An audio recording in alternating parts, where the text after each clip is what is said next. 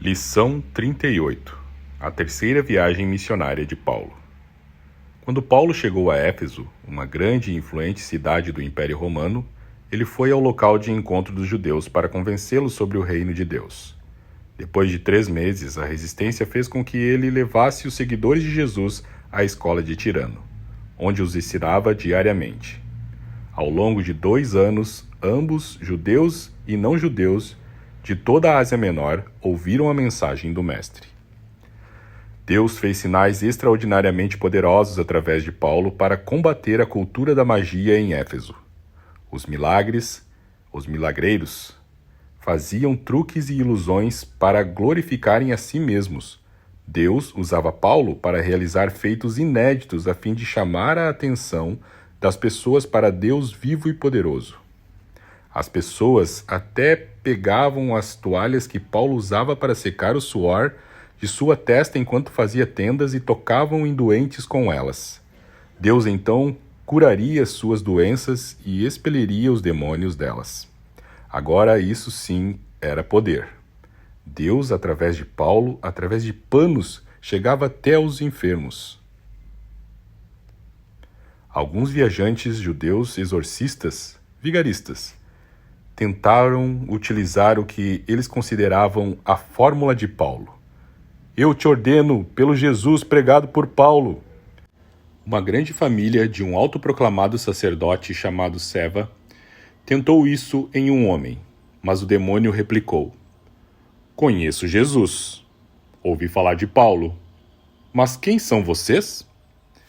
Então, o homem endemoniado atacou os 7 exorcistas, arrancando suas roupas. Nus e sangrando, eles fugiram o melhor que puderam. Todos em Éfeso, ambos judeus e não-judeus, ouviram essa história. O nome do Senhor, Jesus, foi temido e reverenciado. Muitos magos e bruxas creram e abandonaram suas magias. Eles trouxeram seus livros de encantamento e os queimaram publicamente. O valor dos livros foi estimado em 50.000 moedas de prata. Um conflito de cultura, de cosmovisão religiosa, irrompeu e o poder da palavra de Deus foi conquistando Éfeso.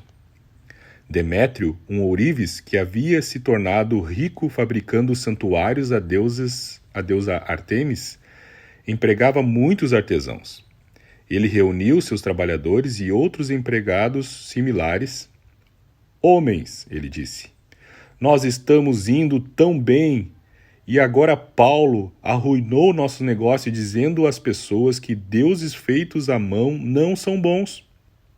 As pessoas em Éfeso e em toda a Ásia Menor estão sendo persuadidas. Mas não é somente nosso negócio que está indo por água abaixo. O templo, uma das 7 maravilhas do mundo, da nossa conhecida deusa Ártemis, acabará em uma pilha de escombros se aquela que é adorada ao redor do mundo for esquecida. A multidão explodiu correndo, gritando, grande é Ártemis dos Efésios! Uma confusa e furiosa multidão invadiu o estádio arrastando os crentes para o centro. A confusão foi grande. Alguns gritavam uma coisa, outros gritavam outra. A maioria sem saber por que estava ali.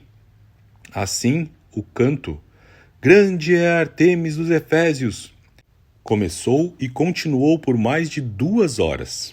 Por fim, o escrivão da cidade acalmou a multidão. Efésios, todos não sabem que a nossa cidade é a protetora da gloriosa Ártemis e da sua imagem que caiu diretamente do céu? Portanto, acalmem-se. Esses homens que vocês trouxeram aqui não fizeram nada para prejudicar nosso templo ou nossa deusa. Demétrio e sua associação de artesãos podem comparecer ao tribunal ou apresentar queixas na reunião regularmente agendada. Mas não há desculpas para essa assembleia indisciplinada. Roma não aceita tumultos. Então, ele os mandou para casa. E embora a visão do escrivão fosse muito diferente da que Paulo tinha, ele não queria um tumulto. Com a equipe missionária de Paulo, enfrentou a oposição em Éfeso. Assim como em outros lugares, ele posteriormente escreveu uma carta aos Efésios. na qual advertia: Nosso Deus, forte, quer que você seja forte nele. Use a armadura que o Mestre preparou para você. Assim você poderá enfrentar tudo o que Satanás coloca em seu caminho. Nós não estamos lutando contra homens, mas contra o diabo e suas forças das trevas.